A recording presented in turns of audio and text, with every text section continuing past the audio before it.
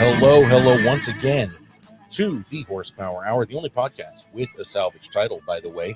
Joining me, as always, is the beautiful Coy Forticus and Masterson. How you doing, buddy? I'm doing great, man. Doing great. Little sore. This last Saturday, my mom's boyfriend was like, "Hey, can you help me load up a car lift in Eugene?" And he asked like 2 weeks ago, and I was like, "Oh, okay, yeah, that's I don't mind helping him. It wasn't too bad, but it was actually a 4-post car stacker, so." I spent an afternoon loading up a car lift for someone else that I would love to have owned personally. And yeah. I'm with you. If I feel like if I had been in your shoes and he said, "Hey, would you come and help me move this thing?" I would have just said no. Well, he did. He's like, "Hey, can you and a couple of friends come and help me move this?" And I was like, "No, I can help you move it." Like, I think when people get older and they look at like me, they're like, "Oh, this young guy can come up, grab some of his friends and help me move it." Like, I'm knocking on the door of 40. Like, Yeah. I have friends, but I can't be like, "Hey, can you come help me move my mom's boyfriend's stuff? He'll buy pizza." They'll be like, "No, I have a family. Like, fuck, it's a Saturday. Like, I'm not 17." So I think there's some of that, but I have shit going on. So I went and helped him, and it was all super heavy. And yeah, I'm jealous. I'd like to have had it for myself. Paid like $1,200 for a 4-post stacker. Just Woo, had to that's take it apart, load it on trailer. That is a decent deal, man. And you're not the only person to tell me about finding like a 2-post or a 4-post lift that's a similar situation where they find it used and it's a super good deal and they go and get it and install it themselves. That seems to be a thing, especially kind of around where you're at. Oh, I had one. I messaged the guy like an hour after it went up, and then he never messaged back because I think by the flood he got, it was a alignment lift. So it actually lifts all 4 tires up and then, gets you like waist high. Then it has 2 more lifts inside there that lift off the frame to get the tires off the ground. It was in Lincoln City, and it was $800. Come take it apart. And it wasn't, it was 20, 30 years old, like, but it's hydraulics and metal, like the paint's faded. Who cares? I was like, dude, I'll take it. Like, I'm like, wait, can I? It's mine. And like nothing. And yeah, so every once in a while when I do message them, it seems like the people are like, "Oh crap, I went too cheap." Yeah. So the old videos from, I'm talking like the 60s, when Elvis Presley would get up on stage and all of the women were just like, ah, ah, ah, and they're reaching out and they're screaming and they're trying to pull their own hair out, and he's just getting bras and giant granny panties thrown up on the stage at him. That's what I imagine it's like when you price something too cheap. That's like that. You know what I'm saying? Yeah, I imagine. It's like the dude that has a clean Miata and he hasn't checked the prices of Miatas in like 10 years. And so he just puts it up for $1,200. Yeah. Which I'm glad that you mentioned Miatas, because I came across this thought today. I think I should get some badges made for the MR2 Spider that just say anti-Miata and just put them right on it. And because like Miatas have gained enough of a fault. Miatas used to be like racers were into them, but like street guys were like good. Like they got a lot of hate. Whereas now it's not that way. So I feel like I can garner the appropriate amount of anger and resentment from others if I put like anti-Miata on, an MR2. And it is a pretty similar car, so I feel like I might I like to bother people like that. So it'd be fun. I'm just a little bit concerned about the overlap there because the 3rd gen MR2 was not known for being the manliest car either. That's why it makes it better, though. You see what I'm saying? If it was a 2nd gen turbo, people would be like, well, duh. Of course it's anti-Miata. Like it's the anti-Miata. It's a turbo. You know what I mean? Yeah. So, and plus, since I'm more of an autocross guy, I'm around an even bigger cross section of Miatas that would make them more angry. By the way, shout out to Mobile Moto. He has been in the chat this whole time. So thank you so much for being here, brother. Actually, Coy, he wasn't here last week, and that's why everything was so quiet on the podcast. Can you believe that? Well, We won't talk about last week, but thanks for being here this week, Mobile Moto. We So appreciate it. speaking of Miatas, I had a very similar experience this week. Actually, it wasn't similar at all. Some old lady in, that's part of living in Florida. And I understand that. And I need to be more prepared for situations like this. Okay. Old lady or Florida woman? Like, there's a difference. Okay, that's true. That's true. I'm gonna say early 70s. So probably Florida woman. She and I, you know what? In her defense, I didn't see her riding along the side of me either. I was in my pickup, obviously, and I was in the right-hand lane. She was in the left-hand lane. It was a 4-lane road, so two going in one direction. She gets sort of like she starts to pass me. That's when I first notice her. And then also she just comes into my lane. And Coy, I know you know what I'm talking about. Those times where it's not like she's not like drifting. She is going to occupy my lane, whether I'm there or not. Right. She's not easing over. She's making a deliberate lane change. Yeah. Very deliberate. Yes. And so I slam on my brakes. I didn't even have time to honk, to be honest with you, because we're going 60 miles an hour. And she's just like, I'm going to be here now. Boop. And so I slam on my brakes, but it wasn't enough. I couldn't slow down enough to keep her from smashing into my front quarter panel. So for whatever reason, it was right kind of in front of like a building. And so it had the apron for the sidewalk. And I ended up going both tires up onto the sidewalk and partially into their yard, and got myself back on the road. And she was just bebopping along, had no clue what happened. I pulled up alongside of her and rolled my window down and was screaming at her. And she kind of, here, for those at home watching on video, I'm going to go sideways for you. And so she did one of these. Why is this dude looking at me? I don't want to have sex with you. I have a boyfriend. No. I'm not listening to you because I have a boyfriend. Stop trying to hit on me. She was kind of doing one of those things. And so I'm screaming at her. You just ran me off the road back there. And she's just like, no habla, pervert. I have a boyfriend. Goodbye. And then just turned at the next street. And, I'm not going to go chase this old lady down. But I did have that moment where I was like, man, that's, I don't feel like I have great situational awareness, but that was next level. Oh, final cherry on top, icing on the cake. Guess her license plate. Just wild stab it. Man, this is tough. It should be Florida woman. I don't know. It was not a Florida license plate. Oh, it wasn't Florida. Can you tell me what state it is? Well, I can. I thought I'd give you a chance to guess first. Oh, I'm supposed to guess the state and what's on it? No, just the state. Oh, sorry, I could have said where it was from. Yeah, California. Aha, you think that because you're in Oregon, but in Florida we have a different set of rules. Oh, for you it's going to be Georgia. It was New York. Oh, New York's New York's your guys' California? Yes. Okay. All right. Yeah. Florida is filling up with New Yorkers, and people around here despise them, hate them. And at first I was indifferent. I was just kind of like, yeah, well, it sucks that they're bringing all their money down here and ruining it just like California ruined Oregon. But after that, no, now I'm holding a prejudice. Now I'm holding prejudice. First of all, look what Trump started. New Yorkers moving. He was the boom. He was immigrant zero.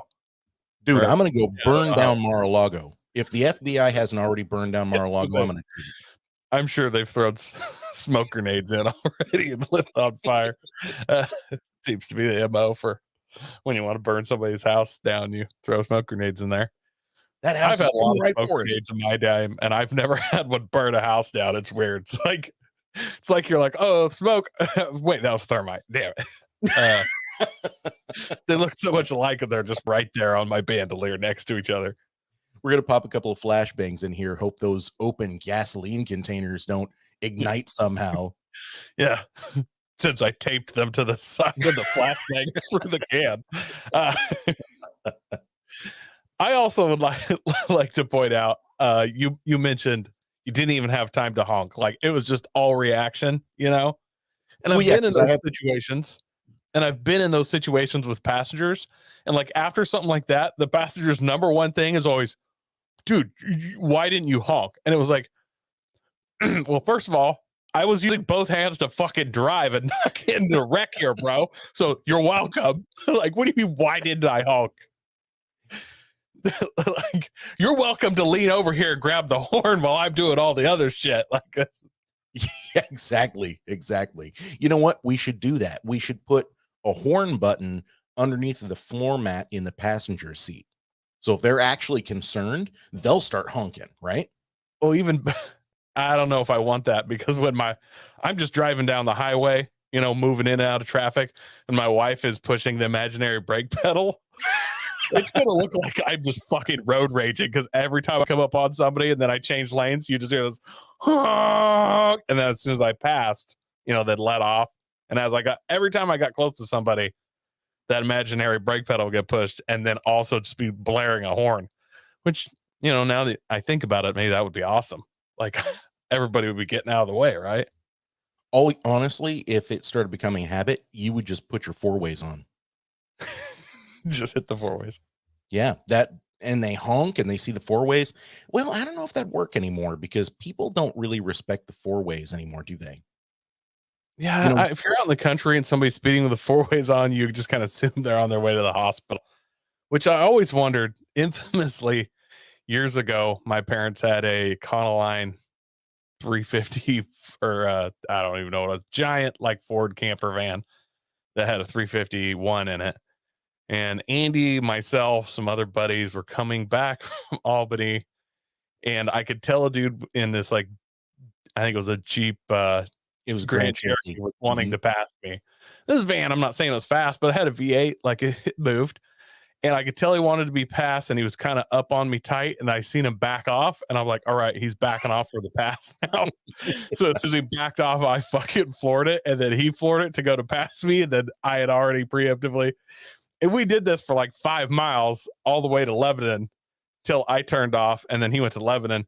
And I'm just all going to my life, quickly I've interrupt you. wondered, I'm sorry, Coy. We got Tyler Lewis saying, "Sup, boys." Thank you, Tyler. Thank you. Sorry, continue, Coy. my whole life, I've wondered, was he on his way to the hospital? Like he was. That road goes straight to a hospital. I'm just being honest. And I always have wondered, was I fucking racing some dude? And like, I don't feel super bad because every time he tried to pass me, I outran him. So I wasn't really slowing him down as much as just angering him, right? Like, so Yeah. I don't think I killed anybody if they were bleeding out in the passenger seat. Like he got there in the same amount of time. But I always wondered, was his rush because he was going to a hospital? What if he was escaping a crime scene? Would that make you feel better? I'm totally neutral because like I didn't, Okay. then it was just for my enjoyment. I don't want to I don't want to contribute to someone's pain and suffering, but if Right. I'm not really trying to keep you from getting arrested either. Like if you want to run for it, bro. But after that last time when he tried to pass you and it did not work, he backed way off. And so I don't think I think he was in a hurry. And I just think that he was just like, man, all right, whatever. He's not going to let me pass. Fine. We used to do that. And this is a super shitty thing to do. And I actually, this is one of the things that I feel bad about, but we used to do it on Cordon Road in Salem, Oregon. And you and I would slow down. That was back when it was 55, before they dropped it to 45, I think. And we would drop down to like 30 miles an hour and get this huge queue of cars behind us. And then as soon as one of them tried to pull out, and we were in our street racing cars at the time, you guys. And so Coy and I would, and the thing is we were already downshifted. We were already ready. Like we were sitting there right in the You're power literally band. staged. Yeah, we were just staging up. And yeah, people would try to pass us and then we would just speed off. And I don't know why I thought it was so funny at the time. It was like every time brings me great joy just to think about it. Like I would never do it, but I'm like, God, that's so fun. We used to call it the asshole of the game. We'd do it on I-5. We'd get like 4 guys. And if we were going like from one end of, Salem to Albany or something, we'd just go 4 wide across the 5, go down to like 35. It takes like 4 minutes and you've built up a fucking news level traffic jam behind you. and you just sit there and pretend you're going to pass, and you give people almost enough gap to get between, and then you let off, the other guy goes in. And we do that for fucking miles, and people get mad, try to take the exits and get back on around you, or they just drive on the shoulder around you. Sometimes they're really crazy ones, but and then you just all move over and exit wherever you're going and laugh insanely hard because 9,000 people just had their day slowed down by 23 minutes. I don't know why we thought it was so funny back then. It's really terrible. And I don't, but hey, Look, you do stuff. The one in the van was one of my crowning achievements because there's not a lot of times where you have like a group of dudes in the car like cheering you on as a hero while you're, I don't know, kind of racing someone. And when he originally backed off, and I just announced, this guy's gonna try to pass me and I'm not gonna let it happen, and I fucking floored it, and all the guys, there's like 5 guys in this van, like, what the fuck are you doing? Like, I floor it, and this guy also comes out, and he's right beside me, and we're doing like 100 miles an hour in this van. And then they're just like, yeah, go. And then he backs off, and it's like, yeah. Like, everybody's going nuts. And it happened like 5 more times. It's like, it's like having your own fucking UFC fight in your backyard with all your buddies like cheering you on. Yeah, that's true. That's true. Well, look, man, we did some silly shenanigans when we were young. But, the country has been up to some really silly shenanigans, and it's having all kinds of weird impacts. I think we should roll into this first news article. This is something that you sent me, and I think it's something we knew was going to happen. It's par for the course. Ford and GM to raise their truck prices as they fight their own dealers' price gouging. Some F-150 models are up by $6,000 to $7,000 for 2022, while Chevy has increased the MSRP of the Silverado 3 times so far this year. Coy, give me your thoughts, man. First of all, I wish all manufacturers would crack down on their dealer distributors, dealer networks doing the price gouging. Like, that bothers me to the core so much. And I get that Ford and Chevy and, everybody has to raise the prices. We got all these supply chain issues, and it's going to drag on. Even after the supply chain issues are fixed, these prices are going to be affected by that for some time. Yep.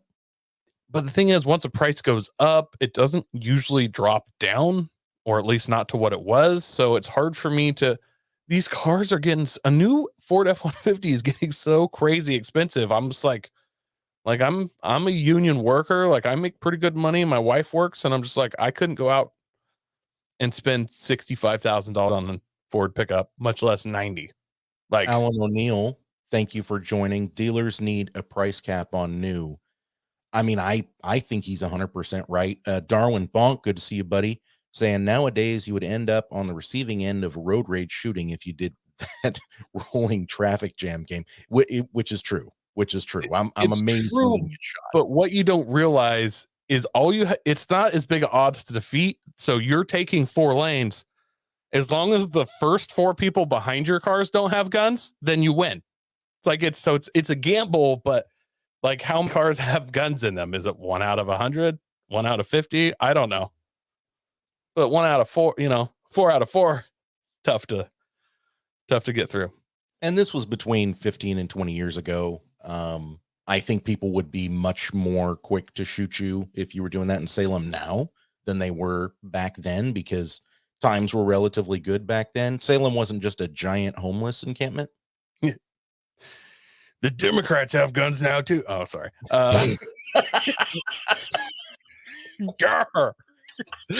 I just went full boomer. All right, back on subject.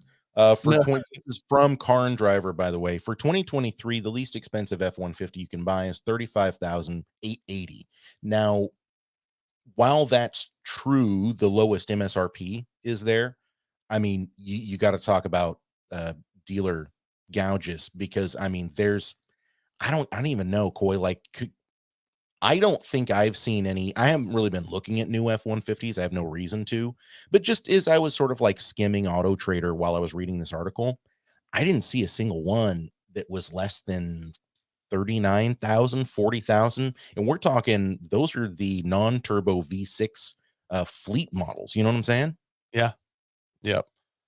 I just don't see how they're going to be able to keep charging these prices for these new vehicles. It's not like new vehicles, you can't run them to 500,000. It's not like you get more life out of it than you used to, you know? So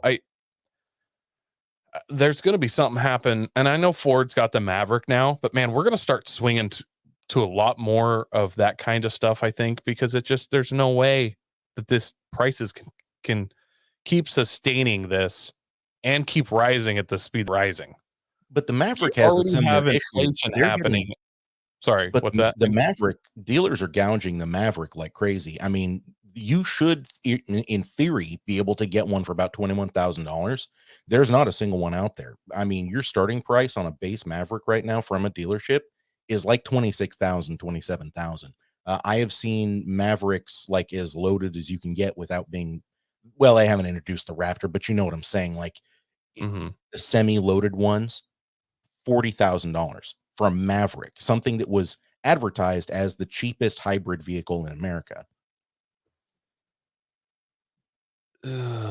I don't, man, I don't understand. And like, people aren't paying cash for these. I mean, I'm obviously there's a few that are, but that percentage is probably less than 1% that are paying cash for new Ford F-150. It's definitely less than 5%. So, and they're getting 7-year loans. Like, can you imagine having $1,000 payment on a Ford F-150? I don't pay that much for my mortgage. Non-Raptor. You know what I mean? So, Yeah. No. We get a recession, people lose their houses. They're not going to give one flying fuck if they lose their car. You know what I mean? Like, they still have a place to live. So, dude, I think there's going to be a lot of used cars on the market once if we have any kind of recession, which I keep saying we're going to. Who knows? But I don't see how this can keep sustaining itself. I keep repeating this every week, but like, I don't understand who can afford this. Yeah. Yeah. Alan O'Neill, by the way, says mock Ford in Grants Pass. What is that? 3 hours from you, right? 3, 4. Yeah. It's not really 3, that 4. far. Yeah. 3 Has hours. a platinum F-150 for $94,000. I don't know. I don't know. Like, if people are paying the price, just a couple of years ago, 3 years ago, 4 years ago, I would see something like that. Shit, man, I saw the platinum in a Ford dealership when I bought my pickup, and it was, I don't even know, 65,000 or something like that. And which at the time seemed outrageous to me. I thought, well, they're going to be keeping that for a long time. But now I don't know. Who's buying these cars? How are they buying them? I don't know. It just I've got so many questions, and Chevy's not doing any better with this than Ford is. In some cases, Chevy vehicles are getting even more of a price hike just simply in MSRP than the Ford vehicles are. In this article from Car and Driver, they're comparing the Silverado and the F-150. But I don't know. I'm with you. I'm kind of shocked at the direction all of this stuff is going. I'm even more shocked that we haven't really heard more about the dealership stuff. You understand what I'm saying? Like, the dealer gouging. Ford promised that they were going to be doing stuff. GM promised they were going to be doing stuff. Not really promise. It was more like a threat. Darwin Bonk says that's almost the cost of my house. That's what I'm talking about, man. Yeah, I don't know what state he lives in. It's not Oregon if you almost paid 100 for a house. Yeah, that's the other thing about these prices. Like, 94,000 for a platinum Ford F-150. If you live in Arkansas, that probably is the price of a house, maybe more. Or, Indiana, some of these more, flyover type states, like, and the minimum wage and median wage there are a lot lower. So how is Ford even competing in those markets when, like, the West Coast is a higher wage area, but also higher real estate stuff? They're barely able to sell stuff here, and they're charging those. Okay, and literally one of the examples I made. Yeah, Indiana. I had a buddy that lived there, and the housing there is ridiculously good price. I don't understand how people are affording that, and I honestly think there's going to be a huge drop in the newer car segment and a huge increase in the prices of used if this winter because people ain't going to lose their house over this. And if you And can we've save already seen like, used car increases, because used cars right now are out there wild, going buck wild. I mean, well, I think it's going to go up more though. Like, I think you're going to see it go Yeah. higher, because if there's any kind of drop in wages, or any kind of layoffs, or we start having people needing money, they're going to literally have no problems just saying, "Hey, bank, the car's yours now. Peace." And I'm going to go buy something for $4,000.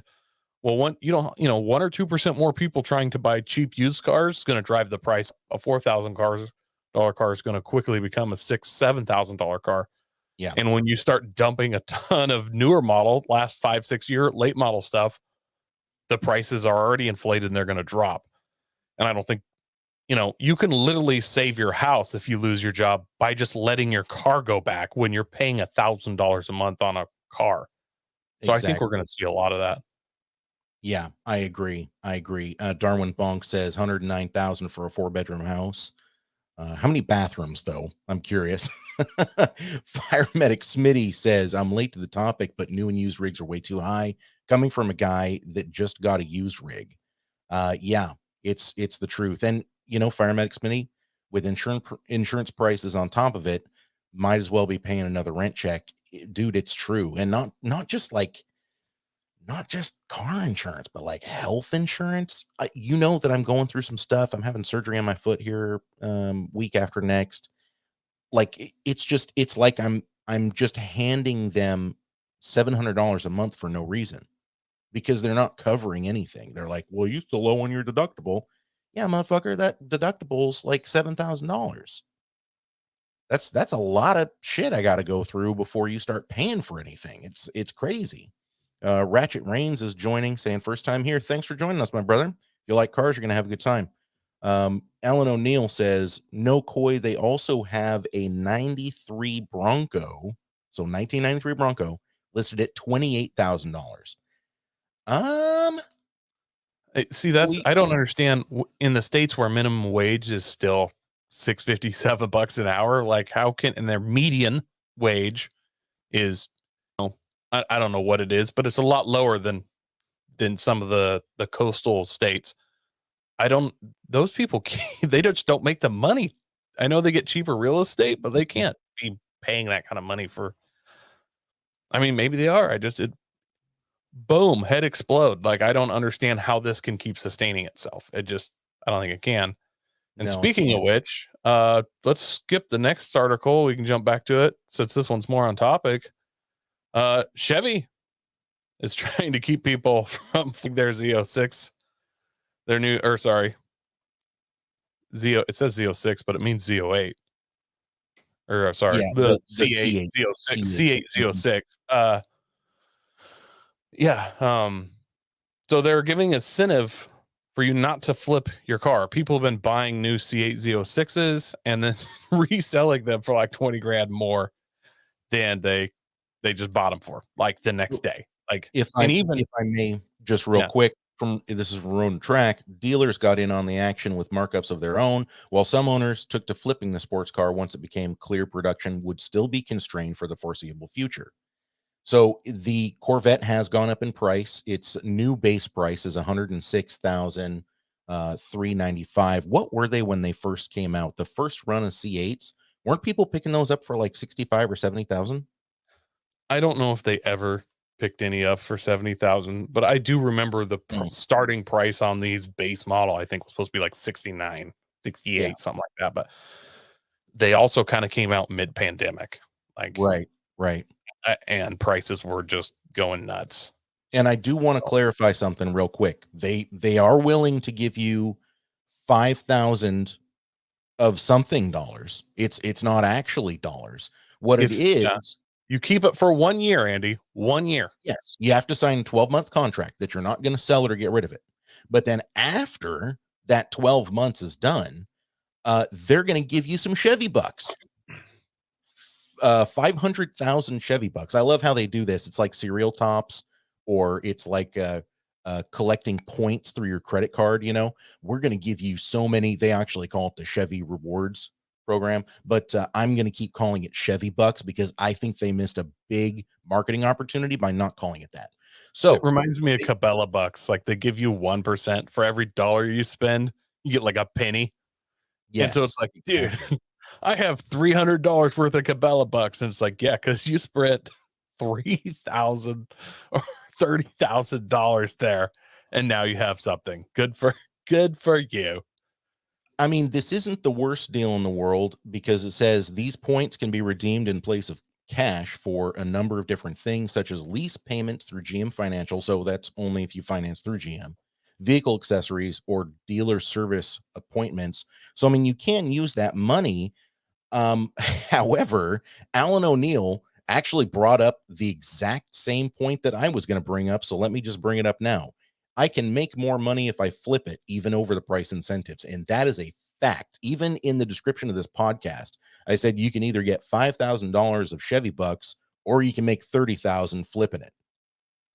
So here's my thing. 1 year isn't going to change the flip value very much at all. So I'm going to keep it 12 months to the day. I'm going to get my $5,000 worth of Chevy Bucks. I'm going to buy so many fucking Dale Earnhardt NASCAR, coats and whatever bullshit Marlboro. I met 5,000 might be enough to get the kayak and the camping stove. You know what I mean? Yeah. In case people don't remember Marlboro Bucks, but if you're old enough to remember those, then you probably still think smoking's cool. Alan O'Neill brought it up. Yeah, And Ratchet Marlboro Rain Miles. says, so you're telling me I can drive a car for free and then sell it for a profit? In theory, you need to keep that thing in real nice condition. But yeah, as limited run as these are, people aren't just doing it to this, Coy. They're doing it to all kinds of vehicles. I mean, come back to the F-150. Let's go back to the F-150. People are buying them and flipping them. And we already know that. The Durango Hellcat was the same way. That was a limited production run, so it's a little bit different, but kind of in the same vein. I mean, virtually everything is a limited run at this point, right? With all the shortages and shipping problems. It could be looked at that way for sure. Problem is, if you buy it right now and you get, you pay MSRP, which I think they're 106,000. Yep. That's what they pretty much go for, no matter what, minimum. You buy that off the showroom floor and a dealer sells it to you for MSRP. You flip it and you sell it for $120, whatever. I don't even know what the flip value is now. You're probably fine. You keep it for a year, you can probably still flip it and sell it for that much and get your $5,000 worth of bucks. Problem is, if I don't think they're going to, but if all of a sudden Chevy goes, oh yeah, we got enough chips or whatever the fuck it is that we've been missing, we can make as many as we fucking want now. The value of yours is not going to be higher than a new one. It's going to be a lot lower. Like you're going to actually get that, drive it off the lot, and it loses $10,000 worth of value. Yeah, Alan O'Neill says the same thing. Damn, Coy one-upped me. Yeah, so you have a little bit of a gamble. I don't think this chip shortage is going to end anytime soon. As a matter of fact, who was that drunk chick that went over to Taiwan? Oh, Nancy Pelosi. So in theory, she was actually supposed to be going over there to broker like a chip deal. Bathe in the blood of infants, you mean? Well, they do have a spring there, so like when in Rome. So here's the deal. When my buddies say they're going to Taiwan for vacation, I know what they're doing in Taiwan. I don't think it's any different when a congressman, congresswoman, or senator say they're going to Taiwan or the Philippines. Okay, go. Yeah, you like to go scuba diving? What? Sure. Yeah, I'm sure that's the most popular thing to do there. Yeah. I don't know why you keep talking about the dock. I don't know what's so interesting about it, but I hope you have a good time docking your boat, whatever that means. Take your penicillin with you. Yeah, dude. But I don't think the chip shortage is going to end anytime soon, to be totally honest with you. I mean, there's no. I'm not going to argue with myself on that. I mean, we're at the point now where ships are starting to get unloaded more regularly in California and have been for a while. And so there's a bit of a problem with like warehouses being filled up with stuff that just needs to be processed, but they're getting more off of the boats than they can process, blah, blah, blah. But I don't think a solution is really in the cards right at the moment because we're not even out of the quote unquote pandemic time.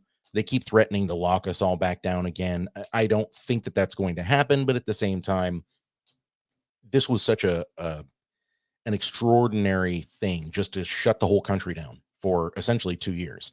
And I think it's going to take more than 2 years to recover from that. I think we still have a couple of years left of chip shortages and shipping problems. But that's a whole other. I mean, we could fill an entire show with all of the reasons why we're Yeah. having shipping problems, bad stuff going on with Union Pacific corporate, uh, bad stuff going on with the trucking industry, like it just horrible rules and regulations that are being put in place, especially in California. But I think anyways, we the won't chip spoil the show. shortage is going to end sooner than you think, because I think we're going to hit a bit of a recession, and the 8 bagillion pre-orders that are out right now will get canceled, and suddenly they'll have the right amount of chips for the right, you know what I mean? Like, they won't have these huge queues of, oh, we're so short on chips, we got to build, we've sold every car we've made for 2023. Well, if everybody's just cancels their pre-orders, sure, they lose $100 or whatever their pre-order is, but if they're not getting the hours at work or something, like, that's nothing. Like, you're not going to buy a new Z06 if your company's not making money anymore or not making enough. So Mhm. I think the chip problem is going to meet in the middle, where demand will come down and the companies will start making enough that we actually, they'll production will come up and demand will come down, because cars are going nuts. And yeah, Fire Medics, man, he locked me down again. Lock Fucking me down, do it. daddy. Lock me down again. Do it, daddy. Lock me down, Daddy Biden. Devin Gibson says, "End of days." That's not the end Can't of days, wait. but we may wish it was. You know, I don't know why CEOs do the things that they do sometimes. I mean, it's like good decisions, bad decisions. You want to talk about poking a bear. I feel like trying to diss Elon Musk on Twitch is poking a bear. Jim Farley didn't do that, but he came real close. So, CEO Jim Farley from Ford, this is from Business Insider, by the way, took the opportunity to brag about the company's electric pickup truck, as well as taking a playful dig at Tesla during a press conference on Wednesday. Farley called Ford's new electric pickup truck, the F 150 Lightning, a shining light for the company, and dubbed Ford the leader of all EV pickup trucks in our industry in the United States. Take that, Elon Musk, he said. Ooh, ooh. I'm not sure how Elon's going to take it. He's an eccentric, billionaire, so it could Mhm. go any way. Like, it's unpredictable. Yeah, I know people thought Trump was unpredictable. Jesus, Elon Musk, like talking about unpredictable. Wow, fucking no, no one knows. I mean, even if you're his merger lawyers, you don't even know what he's going to do. Like, Well, actually, he already did it. He already did it. Let me get his tweet pulled up here. Make sure it doesn't show any of the porn I follow on Twitter. Elon Musk, congrats to Ford on embracing an electric future. So he uh, actually kind of took the high road there. well, the thing I was going to mention is Elon has vocally and multiple times encouraged everybody to be like, "Hey, make electric cars." Like, he's he's released patents and stuff. Like, he say what you want about the guy, he is trying to get everybody to make electric cars. So when Mhm. Ford comes out and is like, "Boo, we got the leader electric pickup," and he's like, I feel like Elon Musk, like, yeah, I've said do it like 50 times now. Like, yeah, yeah. And Jim Farley is, man, as far as CEOs go, like, one of the coolest guys, and he makes good decisions. He's not like super boisterous or whatever, like Elon Musk. Like, he's just kind of a businessman's businessman, and makes, like, what always seems like has been really doing well at the helm of Ford lately. By lately, I mean the last 10 years or whatever it's been. But so I don't think that he's somebody that Elon Musk is gonna, like, go after, because Yeah. I mean, there's nothing, he's just a nice guy. Like, And it would require him saying something shitty to Elon Musk, which I just don't think Jim Farley's got in him. no. I mean, I don't know the guy. Who knows? Maybe he's taking trips over to Taiwan. I have no clue. But from just the public face that he puts on, he seems to just be all about getting shit taken care of at Ford getting, keeping the jobs rolling and trying to keep the company going through these strange times, which I appreciate. Henry Ford the first, he did all of those things, and also he got He did the Jews. I mean, well, sorry, what were you going to say? he got the Grand Cross of the German Eagle. So essentially the same thing. He was actually the only civilian to receive that award. Yeah, there's a lot of people that did good things, but also I could separate it. It's like, look, man, I get you. You built a bunch of armor blades and helped win World War II. You also sent a bunch of pamphlets out to your dealers saying how horrible Jews are. So I don't know if you're really a hero, but you did help defeat the Nazis, even though you were one. I don't know. And he had Darwin special Funk- mention. He had special mention in Mein Kampf. Just FYI, in case no one knew that, you actually can look that up. Henry Ford was named by name in Mein Kampf. Yeah. Okay, this is going to We're sound like ridiculous, but fucking Two-Face. I mean, I said the stupidest. I was in PT, and they were just on dad jokes that morning. The physical therapist just would not stop telling dad jokes, and I don't know why, but I was like, that last joke you told me, it reminded me of a story.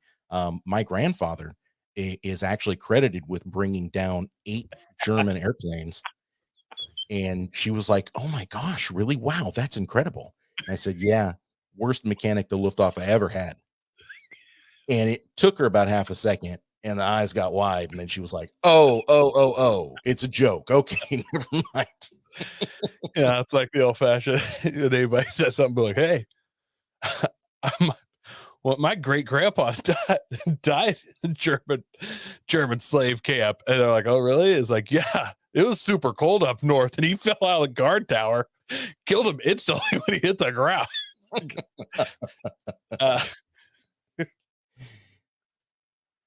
All right. Who are you gonna call out here? Oh, I was just gonna say, Darwin Bonk said, "I'd take a lockdown. I work medical manufacturing, considered essential, so no lockdowns here."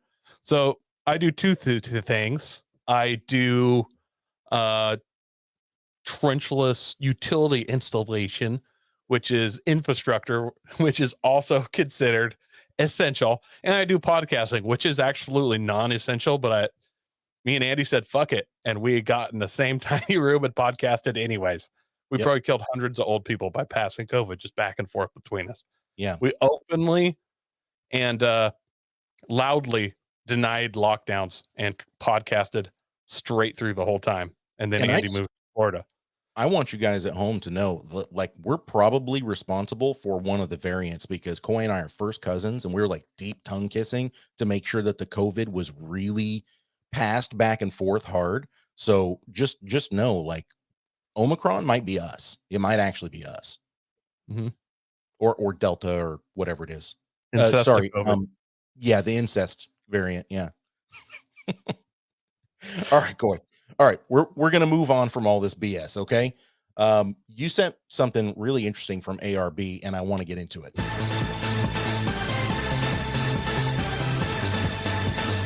Overland is fucked.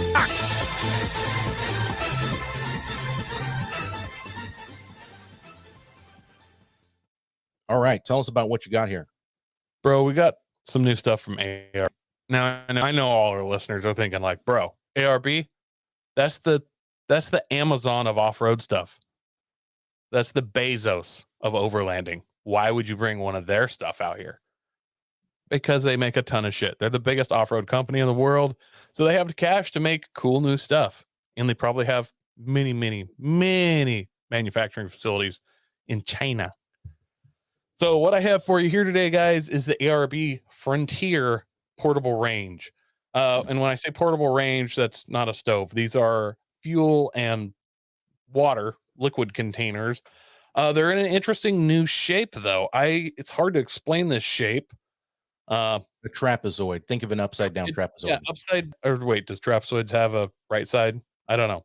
Upside down trapezoid. By that I mean the longest dimension being on the top and the shortest on the bottom. So think kind of basket shaped. Sorry, They have Fire Medic Smitty said Kirkland of off-road ? they, they kind of are. They're huge. They're literally a worldwide off-road company. Like, people don't realize how big they are. That was a good one, Smitty. Good job.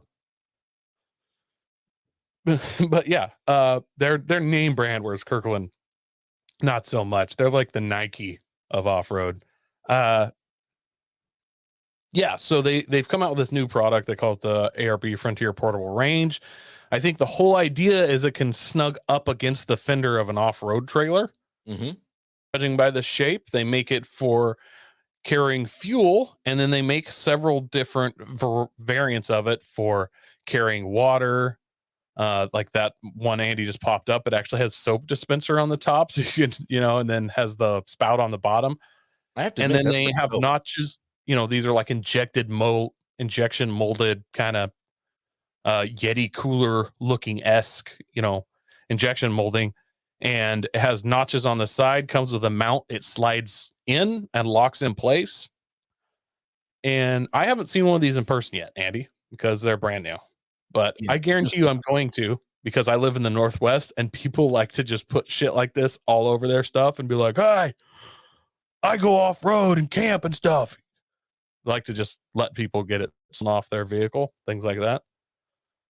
I mean, I have to admit, I think this is pretty cool. Like you said, it's made to go underneath of a trailer, really anywhere that a flat spot is my understanding. So they were talking about other possible locations as maybe like on a flat bed, um, on the other side of the wheel, or in the front, like if you're running like a bumper, an aftermarket bumper of some kind that doesn't wrap all the way around, you could stow it up in there in front of the front wheel. I Well, I think can it's even very see cool. someone on like a swing out, that Mhm. going up against the tire. Like it's an odd shape, but if you look at it, there are a lot of ways it can be tucked into stuff, and it got a really nifty mounting thing. Sure, mounting bracket. I shouldn't call it a thing. And then you can buy it in several different variants. So I think that's overland as fuck, Andy. What do you say? It's pretty legit, dude. I'm actually a little bit sold. I especially like the gas one because not only does it have a nozzle that you're going to fix to the front, but it's also got the filler cap on the side. So it's not on the back, it's on the side. So in theory, if you had this mounted somewhere that didn't swing out, or you just didn't want to take it off, you can go ahead and fill this gas one up just right on right there, like right as it sits. Yeah, And without I think that's unhooking a it. yeah, and I think that's a really neat, just sort of addition that I wouldn't typically think about, but I think it's cool that it has it, right? Yeah. Fire Medic Spitty says he thinks it's a hazmat action waiting to happen. I mean, he Yeah, could be right. it is. Everything cool is a hazmat situation waiting to happen. Nitrous oxide, meth Mhm. labs. Okay.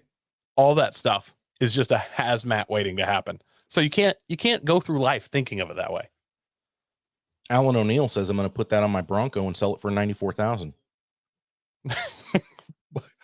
I would actually, I would charge more. That seems like baseline. I'd push 100 with overland shit. You put some this and maybe some max tracks on there, and like a high lift jack across the hood or something, dude. There's no way you're selling it for less than 94. Have you seen a price on these yet?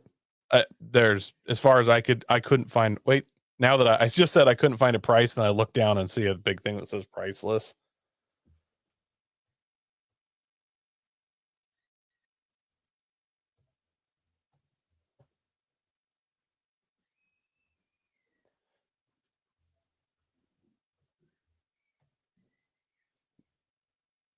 I don't know that they're actually released fully yet, but Okay.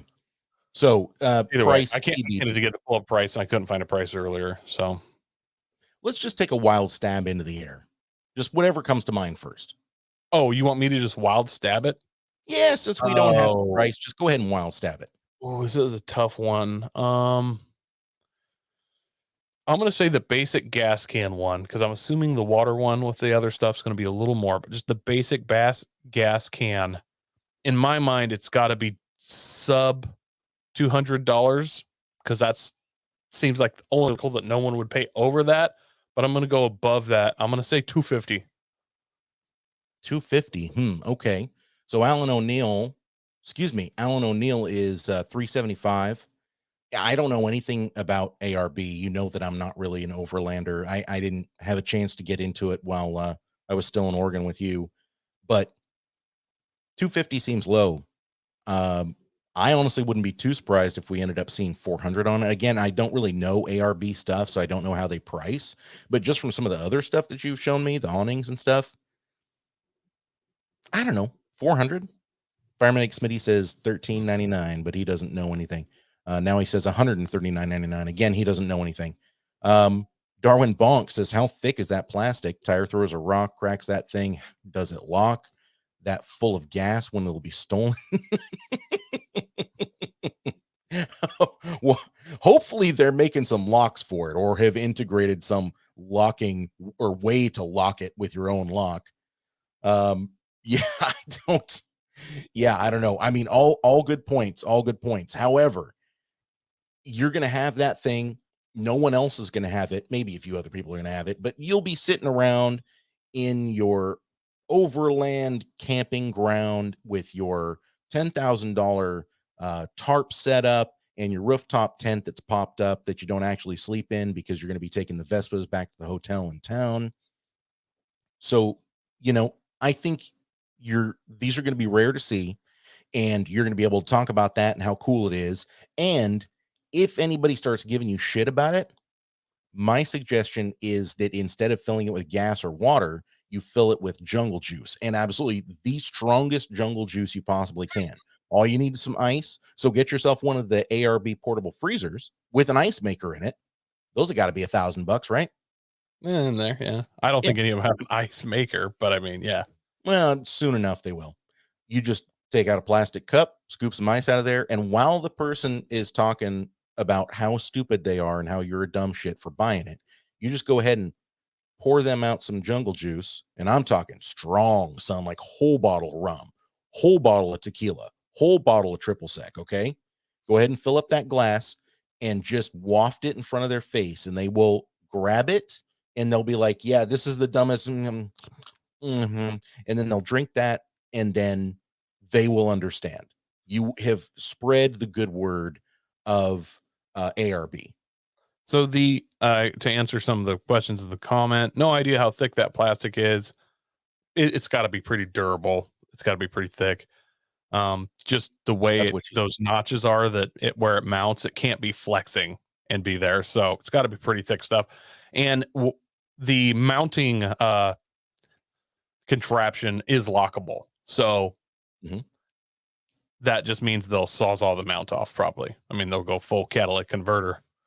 And the jungle juice idea, great. This winter I went camping with friends over from the off-road podcast. And thank you, Smitty, for calling me a genius. Coy is trying to gloss over it, but whatever. We did that with roto packs, and we filled it with AMF and then poured it out of the roto packs, which turns out will dye your roto packs blue, but wasn't my roto packs. So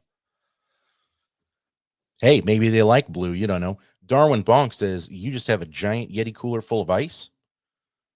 I mean, why not? You're going to be there all weekend. You need something to chill your limited edition, long aged, extra hopped IPAs, right, Coy? Probably if I were going full overland, I would freeze a solid block of ice, like, a 12 by 12, and then have an ice pick and one of the ice hammers so I can break chunks off. So that anybody walking by, I'm not just some peasant who buys pre-chunked ice. Like, I break it off the block solid, This is classy here. I put it in a rag and crush it, then put it in my drink. This ice is artisanal. Yeah, show people how refined I am. I think it's for sure that this thing's overland as fuck. We'll see how it sells. ARB, like I said, they're the biggest off-road manufacturer in the world. So, yeah, they had to have done market research, and they're going to sell a cajillion of these. I will say, while overlanding is getting popular in America, it is fucking insane in Australia. Like, people don't buy these giant toy hauler RVs like they do in America. They have a little off-road trailer with like a tent on it, and they just go out boondocking. Like, that's just camping for them. And that's where ARB started. So this is definitely looks like to me more kind of towards that off-road trailer segment, the way it's shaped and stuff. So in their home country, they're going to sell 1 billion of these most likely. And then everybody else in the world will be like, hey, it's really cool, even though it doesn't fit our exact application. It's ARB and I want to be awesome, and they'll buy them. All right. So I'm going to call it certified OLAF. If you think it's certified OLAF, give us a hell yeah down in the comments.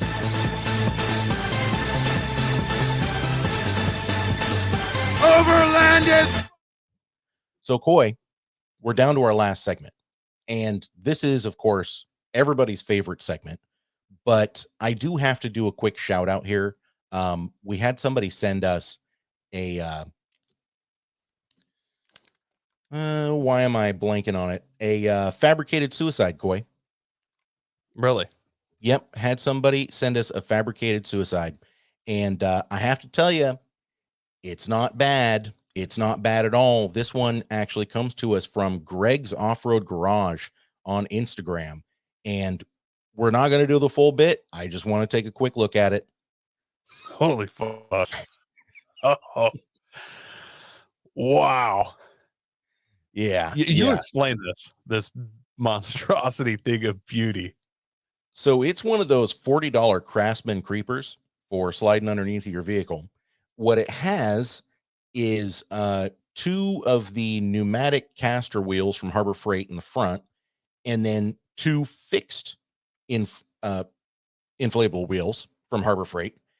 And it has what appears to be one of their 79 cc engines from Harbor Freight mounted on the back of this thing. Some fine custom work here, by the way. Like I'm actually impressed with this custom work quite a bit. And we, of course, have a chain running down to one of the tires, only one, because you still have to steer, right? The controls are a manual brake, again, only on one tire. So you have one drive tire and one braking tire, and then a throttle handle off of like a, motorized bike.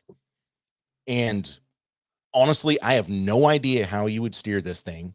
Basically, you just have to drag your feet. I have no idea how you would keep either hair or clothes from getting sucked into that exposed chain that's not even right over your shoulder. I mean, essentially, you're resting your head against this engine if you're going to be able to ride this thing. What a glorious, glorious death trap. This isn't photoshopped, right? This is real. Yeah, this is real. So that brake lever, it's going forward. Are the brakes on the front casters? Do you think you break one of the casters on either side to steer? I mean, this thing's is a tricycle. I mean, inverted. I don't see the second tire in the rear. I think it's just one drive in the rear. Nope, there's a second tire over there, because you can see right on the corner, you can see the edge of the tire, the utility tire mount. Then I can only assume that you steer this by dragging your feet, which is that's so horrible. And so amazing. Look, I don't have brain damage. Andy, you have a little bit. But if you were at a buddy's house and he pulled this out of the garage and fired it up, and you were doing the head cock like, no way, bro. And he's like, do you want to drive it? And I'd lay down on it, and there'd be second, be like, wait, how do I steer? He'd be like, yeah, just put your foot down. I would still try and take it around the block, right? Like, yeah. Knowing that I'm probably going to die. Would you? Oh, for sure. 1,000%. Yeah. 1,000. And yeah, it's not even a question. It's not even a question. What the actual question is, and Fireman Smitty says, is skeleton luge training device. That's actually pretty good. That's funny. Alan O'Neill says, would try it at least once. Darwin Bonk coming in with the hard hitting questions. Head first or feet first? I'm going to add one more to that. Upright on your knees. I'm going feet first, because you got to be able to kick 2 feet out to steer. And if you notice, the headrest pad is on the back. Those are adjustable. You're going to tip that headrest pad up, so keep your neck bent, because everybody knows it's safest to wreck with your neck in a fully bent position. Yes. And I'm going feet first. Yeah. I might, you know what? I'm going to do a little bit of a hybrid. I think I'm going to use the headrest as a seat and just sit upright and use my feet and then just like cruise around at a granny pace until I get comfortable, and then I start going for top speed runs. See, I think that's where you're going to get injured. You're going to end up getting a foot caught on something, which is going to throw you forward. Feet are going to be dragging behind you. Then you can't control it at all. Your hands will be off the brakes. I'm going feet first, bend at the knees. And if it goes south, I can pull my legs up and plan on getting ejected. Yes. Hopefully to say, which it does happen sometimes, Yeah. Sometimes you get ejected from the game and sometimes you get ejected from life. That's just the way it goes. Really Fireman wish. City says, what's the worst that can happen? Well, death. And honestly, if you're mid-30s like us, at this point, death is a lateral move. You're pretty okay with it by now. You're like, oh no, I wouldn't get to see my kids graduate, but I also wouldn't have pain all over and be tired all the time. The dismemberment would actually be worse because I don't want to go through my life missing, frankly, anything, like getting a finger caught in that and losing it. I don't want to do that at this point. It wouldn't be as bad as my arm. That's why you don't take it out on the street. You keep it on your buddy's property, homeowner's insurance. Boom. Ooh. What do they pay for a finger? I think it's $12,000. Paramedic Smitty says ejectocito, cuz I really wish. What was that video? I think it was our buddy Devin that sent it to us, or maybe it was Jake, but it's a guy, his car died, but he was on a hill and he's filming himself like trying to ride it like a skateboard. Yeah. And Aaron, of course everything goes, oh, was it Aaron? Let me see if I can find that video real quick. Filibuster for me. He literally like straddles the door and starts like skateboarding this CRX down a hill. And then at some point realizes he can't really steer it around the corner. And then the door like flies open while he's riding it. And then he's just like full rodeo style, almost separate from the car, and just flings it over an embankment, gets launched clear. Car's totally trashed. And he's like totally fine. And he's just like, he's literally like selfie videoing this thing the whole time, never breaks character. Like he's so good at it. He's just like, I'm not going to make the corner. Oh, and then he crashes. You see Leaf rolling around and he just jumps up and is like, whoa, I'm fine. My car's totally ruined. And it's just like, dude, like how do you, looking into it and explaining my situation, I would be so far away from that. Coy, let's take a look here.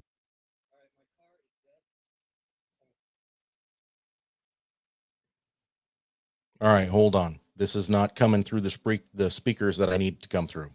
Yeah, we got to get a little different volume situation there. And he ruins a perfectly decent CRX. Like, there's no good CRXs left. I get that, but like, it didn't look like it was too wrecked before he wrecked it, which is kind of sad. They're a dying breed. They weren't ever that good of a breed, but still a dying breed. It's like if all the Chihuahuas start dying out. Oh yeah, that's a good point. It's dead. So I'm going to skateboard down. Yeah, I can't get it to come through my speakers. I have no idea why. But you know what we're going to do? Andy, it's coming through great on my end. It's playing. Oh, it is. Whatever you did, I'm hearing it perfect now. I'm not hearing anything on my end. So, all right, here we go. All right, my car is dead. So I'm going to skateboard down this hill. Just like that. Yeah. Yeah, boy. Yeah, boy. Oh, now shit, this is actually very dangerous. So there's definitely. Oh shit! I don't have to push my door's open. Oh shit! Oh shit! Oh fuck! Oh my fucking god! Guys, fuck!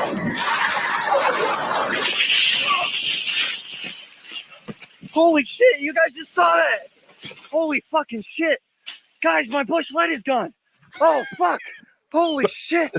Oh well, this car is screwed. Thanks for sticking around, guys. Damn. Oh, that was fucking dumb. That was the dumbest shit I've ever done. Whew. I'm so up to it. I'm so jilted though. There's parts of me that like, dude, is it fake? You could have just got back in the car at any moment. You had time. Like you're like, this seems really dangerous. But you keep going. it like I know I'm just so jilted from all this fake shit, but then it's wrecked and like you see it wrecking, but like it's not that hard of a wreck, and the entire driver's seat's like blown out and out of the car. Right. Feels, and then the oh my god, my bush light's gone. That I don't know. There's elements of it that seem it's insanely real, and this happened. This dude's just the dumbest racer the world's ever known. On the other hand, I'm like, dude, set up. I can't believe anything at face value anymore. The internet's ruined that for me.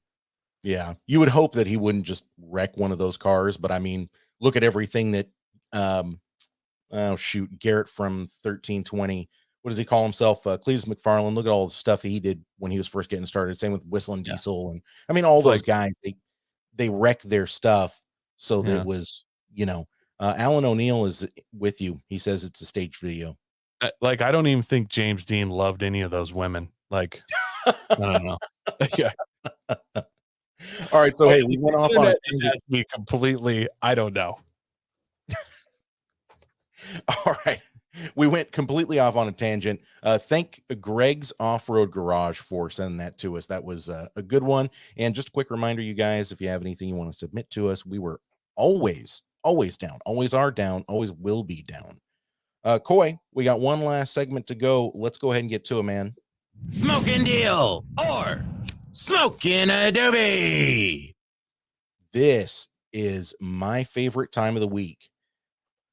This is an interesting vehicle, Coy. It's a very interesting vehicle. So what we have here is, first off, right off the bat, the description's wrong. It's a 1969 Volkswagen Bradley kit car. I know that that's not true because they didn't start making these until mid 71. So they basically ran from 71 to 81 on these. I'm guessing he's saying it's a 69 Volkswagen with a Bradley kit car. And that could be. That could be. So if it's a 69 Volkswagen, wouldn't that make it a 1.4 liter?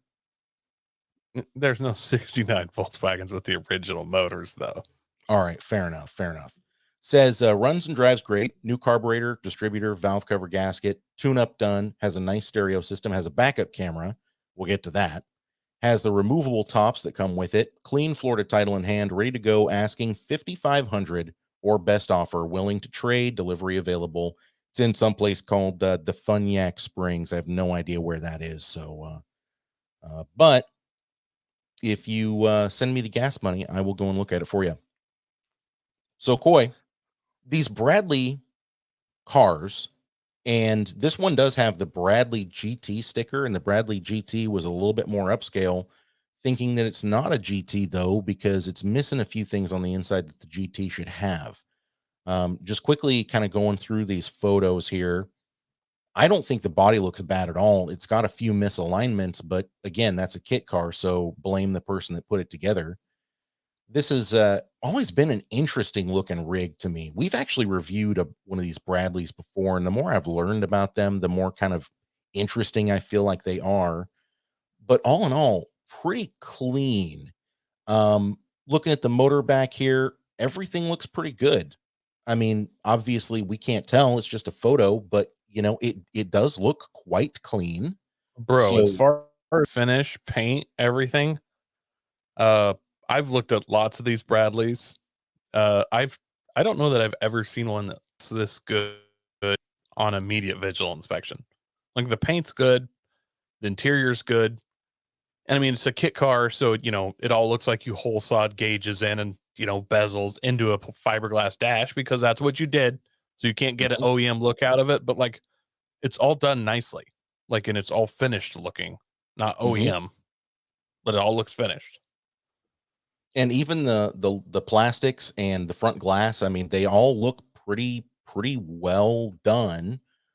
He does have the smoked glass or Lexan. I'm not sure what those are, but the doors, they're smoked, but they're completely clear. Some of these came with actual doors that had like windows in them, and some were just these clear bubble tops. I really kind of dig these clear bubble tops. It doesn't look like he has the gas struts for it because there's no mounts either on the car or on the doors. So I'm assuming you just push these up under your own power. And, that's another reason why I feel like these are probably Lexan, because if they were glass, they'd be a bitch to push open. And you'd always worry about them falling down again onto your head or slamming against your hand or something. top glass for the T-tops. So here's our first look at the interior. Honestly, not bad looking at all. At all. Kind of red on red with black accents. The carpets are like this maroon color. Pretty clean. Look I mean, like maybe some OMP race buckets, Mhm. like nothing, nothing special, eBay type stuff, but Mhm. functional. Yikes.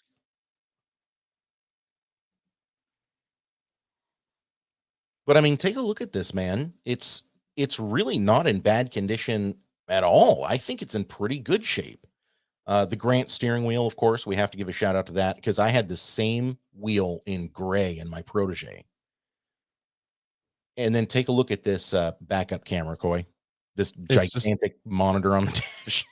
bro, that's just like a Garmin, GPS thing that has a wireless camera. So that's the one thing that kind of ruins the look of the car for me, to be honest. Like, I get why you need a backup camera in this monstrosity, but I would yank that thing right out of there because it doesn't vibe with all this.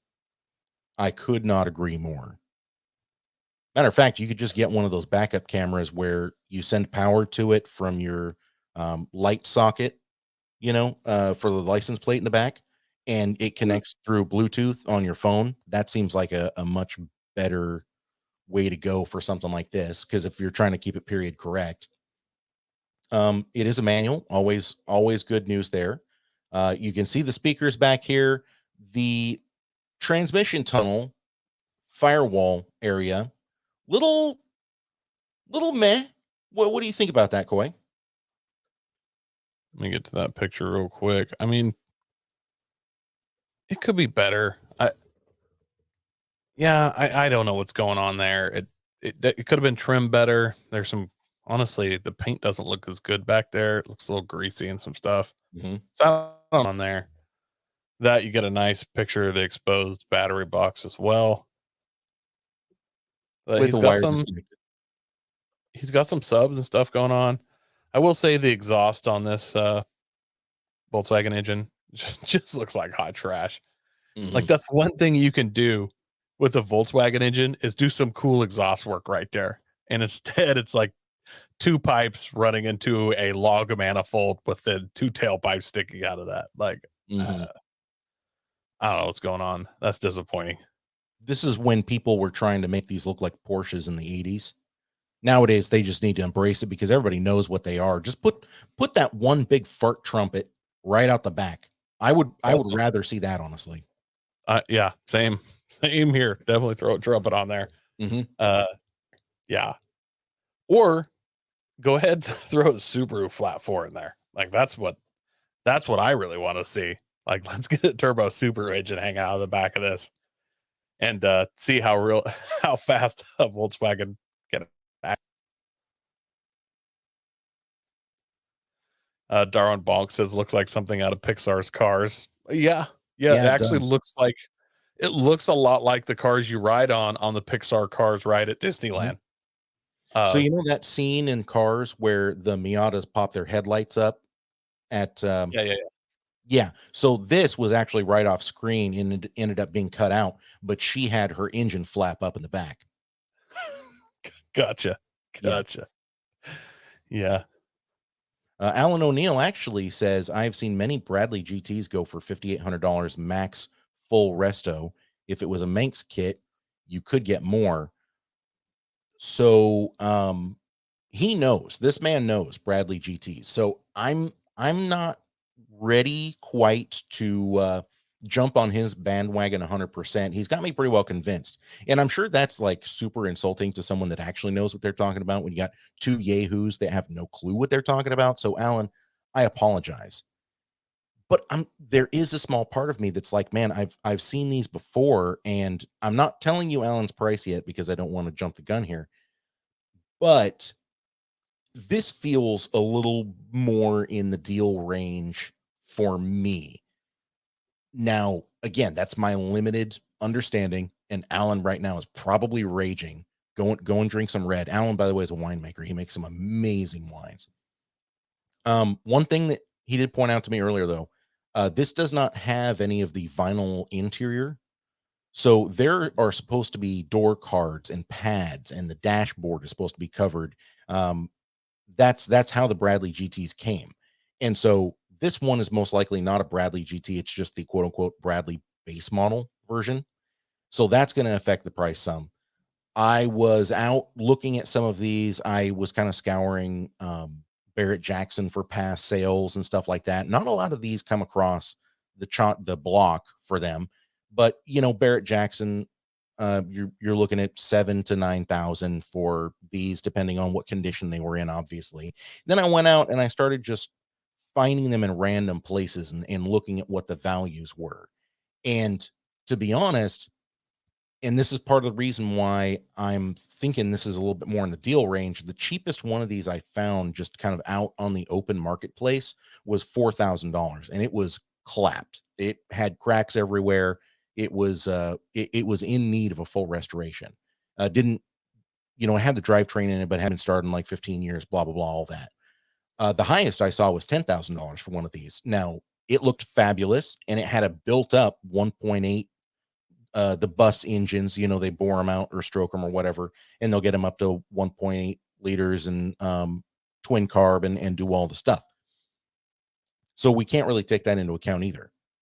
However, just based off of what I saw on the open market right now, I kind of feel like this would be a solid deal at 5,000. Now, I'm probably going to talk down later, and he's going to tell me why I'm wrong, and I will update you guys on that. but those are my thoughts on this, Coy. This is a tough one for me because I have such limited knowledge of Volkswagen kit cars, and even honestly, the people that have knowledge, like how predictable is that stuff? It blows my mind that my dad was into like the Volkswagen Manx stuff, and he's in his 60s. So, and those were cheap, like ATV type toys back then. I don't know what he paid for them, but they were considered cheap when he was 19. When I was like 19, you could get a Manx non-running because none of them ran, but it's a Volkswagen. So it's basically a lawnmower engine that anybody can get running fairly easily. Just keeping it running. Mm-hmm. That's the problem. But I would see Volkswagen Maxes come up for like $300. Sure, yeah. They'd be clapped out, but like $500, you'd see Doob buggies go for that all the time. If you got out online and started looking at Maxes right now, like especially restored ones, like 19 grand, like people are paying real money for those. Is it time for us to start talking about the nostalgia tax? This has been going on for a long time. We've been talking about it for the last couple of years. I think it's time to coin the phrase. There is a serious nostalgia tax that's happening with some of the stuff. You got like Radwood coming out, where it's all that kind of nostalgic stuff that's even newer than that. Like there's going to be some of that, or a lot of that. Mm-hmm. Now how much nostalgia tax is there on these? Because even when they were a thing, they were never like a thing. Like everybody knows these are fake, even when they're new, right? Like, yes. However, these actually sold pretty well. They sold about 6,000 of these kit cars between 1970 and 1981. So in theory, there are or were 6,000 of these on the road. So if there's even half of that, let's say even a quarter of that, that means there's still 1,500 of them in the United States.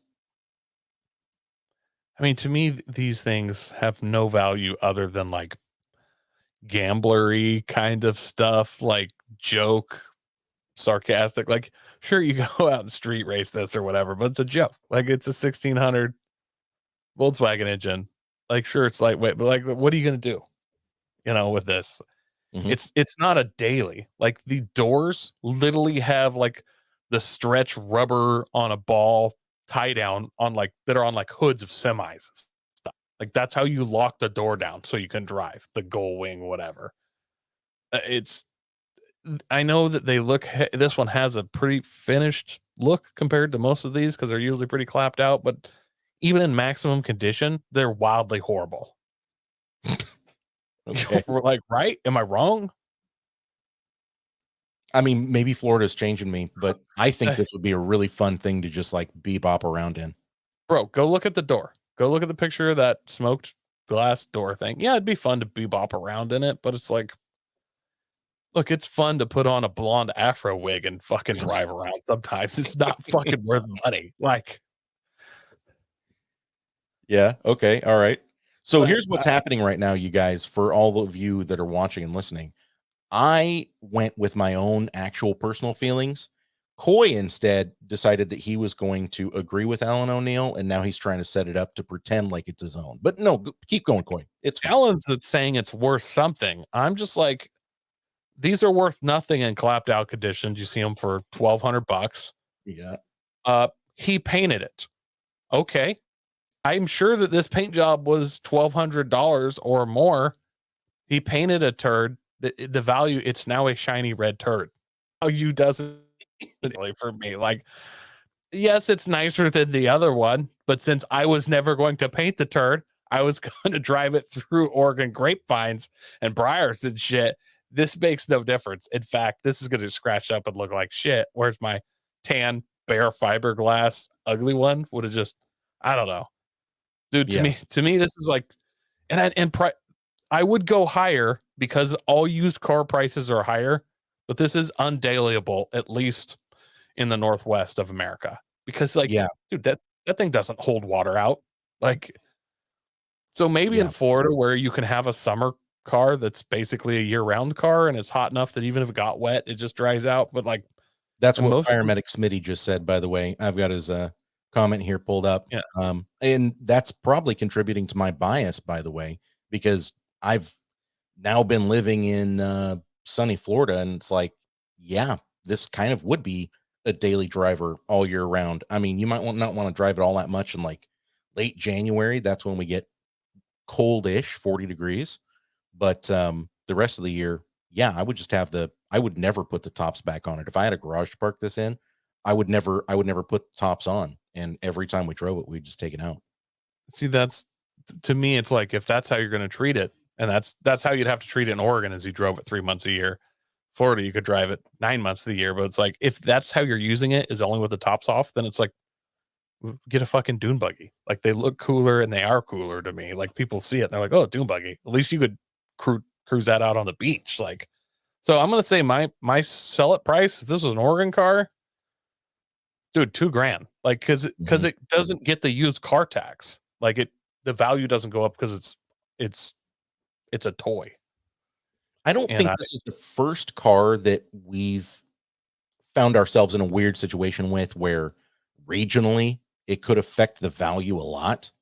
But I think it's the first one that we're really, or at least for me, it's the first one that I'm really looking at and going, yeah, that's right. Like, I do think this thing would have a lot more value if it was in Texas, or where it is, Florida, or, you know, any of these southern states that, yes, get rain, but also are sunny most of the time.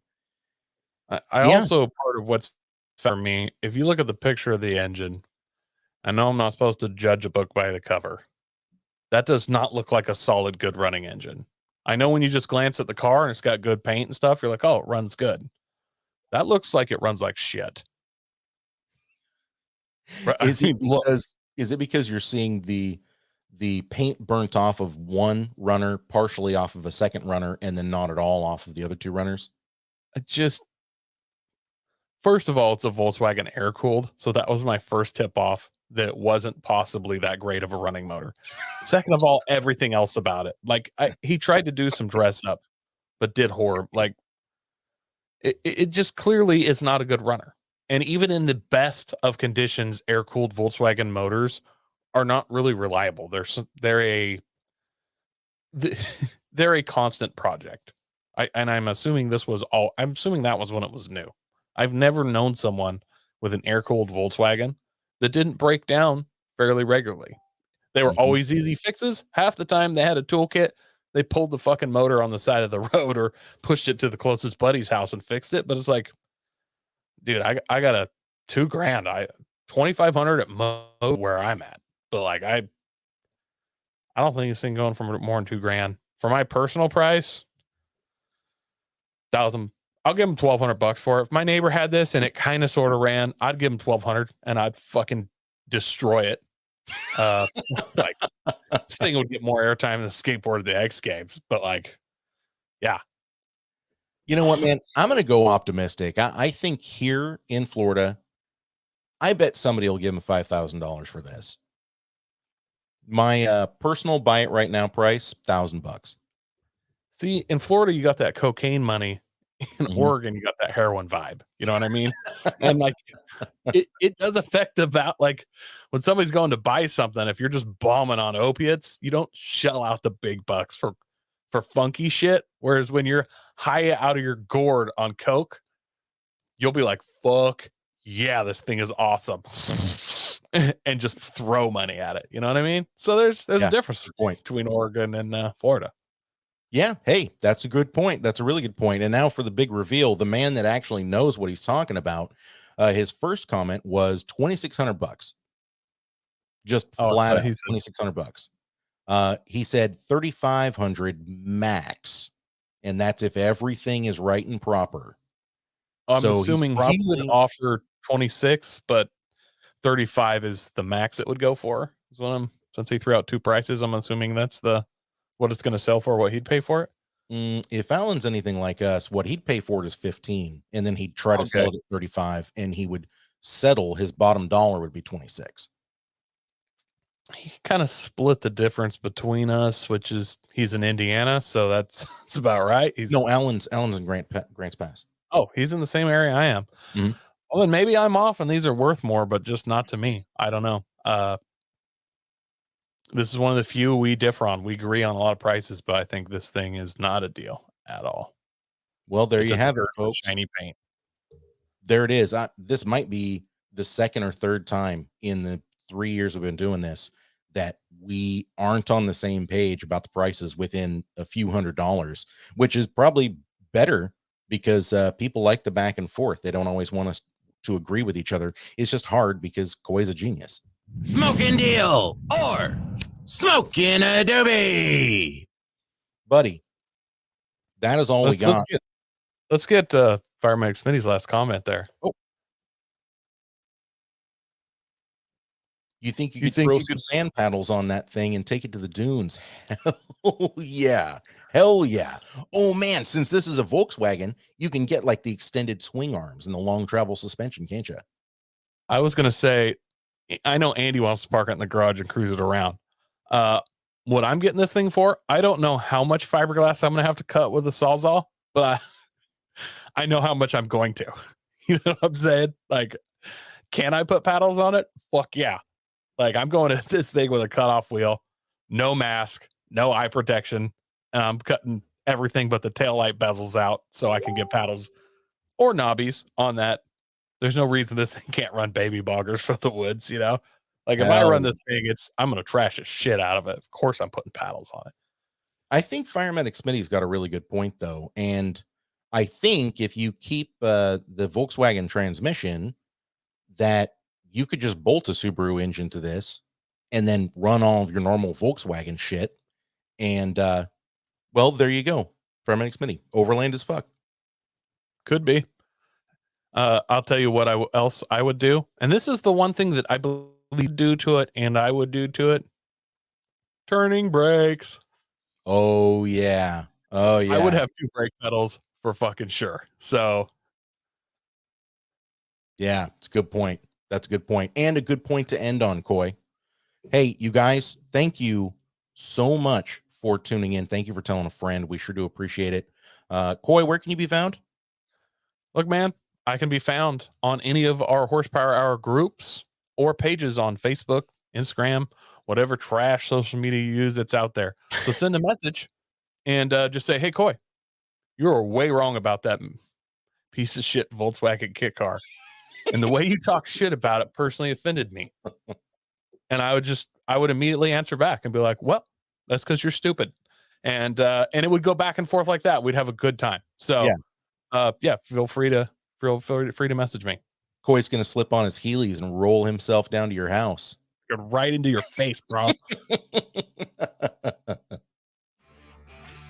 All right, folks. If you have a chance, please do give us that like, give us that subscription. We sure would appreciate it.